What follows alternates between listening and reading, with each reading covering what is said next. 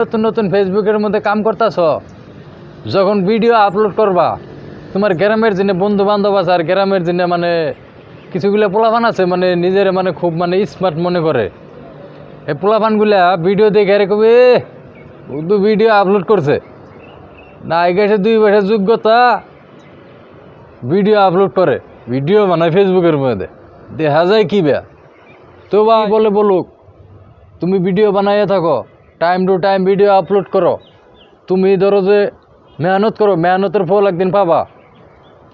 যারা নাকি অন্যের কথা শুনে এরা মানে কয় যে না আমি আর ভিডিও সিডিও বানাবো না, শরম করে এটা ওটা, তাহলে ভাই তুমি ফেসবুকের মধ্যে ভাই তুমি কাম করে হবা না।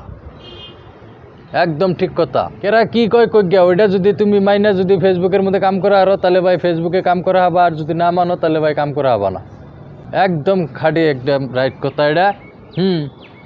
তার কারণ নতুন নতুন নানান জনের নানান কথা কব, নানান জনের নানান সমালোচনা করবো, ওইটা শুনে ভাই মন খারাপ করবেন না, ঠিক আছে? মন খারাপ করলে কথা ভাই কিছু করতে পারবেন না।